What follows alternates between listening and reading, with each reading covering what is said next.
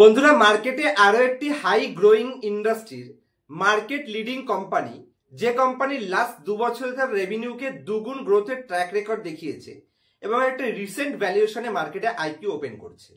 তো অবশ্যই আমার মত অনুযায়ী কানাডা রোবাকো এএমসি কোম্পানির আইপিওটাকে কেন আমাদের চেক আউট করা উচিত, কোম্পানির ভ্যালুয়েশন, কোম্পানির ফান্ডামেন্টাল এবং বিজনেস মডেলে এই ইন্ডাস্ট্রির আদার্স কোম্পানিগুলোর তুলনায় এই কোম্পানির কাছে আর কি কি অ্যাডভান্টেজ আছে, যে কারণে এই কোম্পানিটাকে শর্ট টার্ম এবং লং টার্ম উভয় ভিউ রেখেই দেখা যেতে পারে, সেগুলো এই ভিডিওতে আপনার সাথে রিভিউ প্রেজেন্টেশন রাখার চেষ্টা করব। চ্যানেলে নতুন হলে অবশ্যই চ্যানেলটিকে সাবস্ক্রাইব করে নেবেন। তো কানাডা রোবাকো এএমসি যে কোম্পানির আইপিও মার্কেটে কাল থেকে ওপেন হচ্ছে, সেই আইপিওটা কেন আমাদের চেক আউট করা উচিত, কোম্পানির বিজনেসের অ্যাডভান্টেজগুলো আগে ডিসকাস করি, তারপর কোম্পানির কিছু কি ইনফরমেশন আপনার সাথে স্ক্রিন রেকর্ডিং এর মাধ্যমে শেয়ার করব। সবার প্রথম পয়েন্টস, এই কোম্পানি ইন্ডিয়ার সেকেন্ড ওল্ডেস্ট এএমসি হাউসের মধ্যে একটি, যেটা 1993-তে কোম্পানি ওপেন হয়েছিল এবং আজ অব্দি কোম্পানি তার বেঞ্চমার্ককে কন্টিনিউয়াসলি মেনটেন করতে সক্ষম। মানে বেঞ্চমার্কের তুলনায় কোম্পানির টোটাল 10খানা পোর্টফোলিওর মধ্যে, মানে ধরতে পারেন 10খানা মিউচুয়াল ফান্ডের মধ্যে তাদের অলমোস্ট 7 থেকে 8খানা তাদের বেঞ্চমার্কের সাথে বিট করতে সক্ষম রয়েছে এবং 1.11 লাখ ক্রোড় রুপিস কোম্পানি তার এইও ম্যানেজ করছে, যেটা একটা বড় অ্যামাউন্ট। তার সাথে 26খানা mutual fund scheme company already running চলছে, যার মধ্যে বেশ কিছু ইকুইটি মিউচুয়াল ফান্ড, বেশ কিছু ডেট মিউচুয়াল ফান্ড এবং হাইব্রিড মিউচুয়াল ফান্ডের মিক্সচারের মাধ্যমে কোম্পানি একটা বাম্পার লেভেল গ্রোথ জেনারেট করতে সক্ষম। আর এর আগেও বললাম 10খানার মধ্যে 7খানা ফান্ড অলরেডি বেঞ্চমার্ককে লাস্ট 10 বছর টাইম হরাইজনে কোম্পানি বেঞ্চমার্ককে বিট করে দেখিয়েছে, যেটা কোম্পানির একটা প্রুভেন ট্র্যাক রেকর্ড দেখায়। এবং এরই সাথে 2023 থেকে 2025 পর্যন্ত কোম্পানি এখানে অ্যানুয়াল এইএম 29% সিএজিআর গ্রোথের ট্র্যাক রেকর্ড মেনটেন করে দেখিয়েছে। তার সাথে এ কোম্পানির কাছে আরো একটা অ্যাডভান্টেজ, যেহেতু এ কোম্পানি কানাডা ব্যাংকের 9,800 ব্রাঞ্চেসের বেনিফিট পেয়ে যায়, যে কারণে ক্লায়েন্ট অ্যাকুইজিশনে কোম্পানির বেশ কিছু অ্যাডভান্টেজ থেকেই যায়। তো আপনারা স্ক্রিনের উপর দেখতে পাচ্ছেন যে এই কোম্পানি, যদি আমি এবার কিছু কি ইনফরমেশন অথবা ডেটস অথবা কোম্পানির ফান্ডামেন্টাল আপনাদের সাথে শেয়ার করি, যেখানে 9 অক্টোবর থেকে 13 অক্টোবর পর্যন্ত এই আইপিওটা ওপেন থাকছে। আমরা লাস্টের দিনে যে কোনো আইপিওতে মানে অ্যাপ্লাইয়ের জন্য সাজেস্ট করে থাকি, কারণ লাস্টের দিন আমাদের কাছে ক্লিয়ার থাকে যে কতটা লিস্টিং গেইনের এক্সপেকটেশন এই আইপিও থেকে দেখা যেতে পারে। আর যদি আমি কোম্পানির ইস্যু সাইজ বলি, তাহলে 1326 কোটি কোম্পানির এখানে টোটাল ইস্যু সাইজ রয়েছে। তো অ্যাভারেজ লেভেলে না বিশাল বড় না বিশাল ছোট, তো অ্যাভারেজ লেভেল পজিশন কোম্পানি রয়েছে।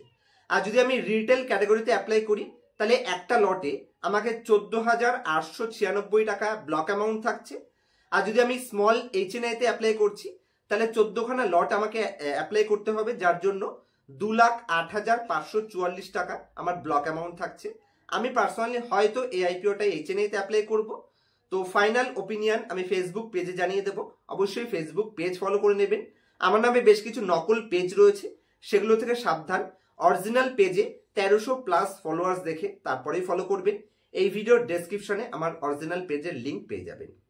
যদি আমি কোম্পানির কিছু ইনফরমেশনের মধ্যে কোম্পানির ফিনান্সিয়াল স্টেটমেন্ট দেখাই, যেখানে কোম্পানি তার অ্যাসেটকে কন্টিনিউয়াসলি গ্রোথ করতে সক্ষম রয়েছে এবং কোম্পানির টোটাল ইনকাম 2 বছরে এখানে দেখতে পাচ্ছেন অলমোস্ট দুগুণ করেছে।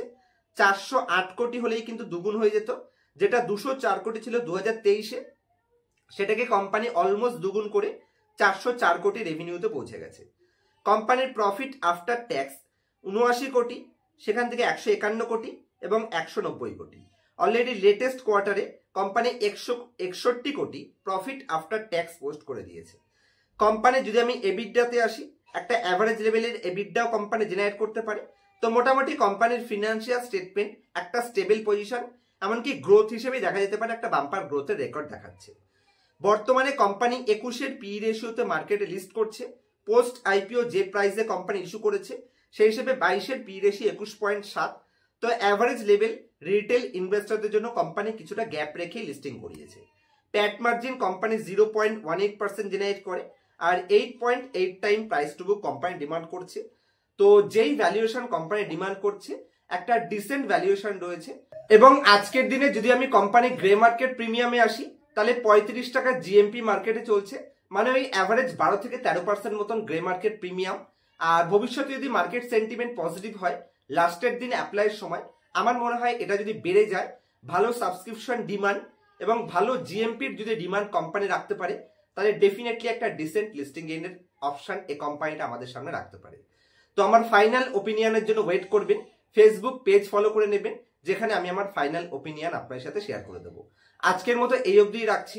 যদি স্টক মার্কেট রিলেটেড জিরো থেকে এক্সট্রিমলি অ্যাডভান্স অ্যানালাইসিস পার্সোনাল ক্লাসে শিখতে ইন্টারেস্টেড রয়েছেন, কিভাবে ভালো কোম্পানি সিলেকশন করবেন, কোনো কোম্পানির ডেটা চুরি করে বা ম্যানেজ করে দেখাচ্ছে কিনা সেটা কি করে আইডেন্টিফাই করবেন, কোনো কোম্পানির ভ্যালুয়েশন কি করে দেখবেন, মার্কেট সাইকেল কিভাবে কাজ করে এবং স্টক স্পেসিফিক সাইকেল কি করে কাজ করে, এই সমস্ত পয়েন্টস আমি পার্সোনাল ক্লাসে শিখিয়ে থাকি।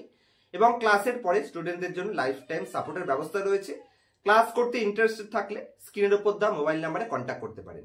দেখা হচ্ছে নেক্সট ভিডিওতে। ততক্ষণ পর্যন্ত হ্যাপি ইনভেস্টিং, হ্যাপি ট্রেডিং।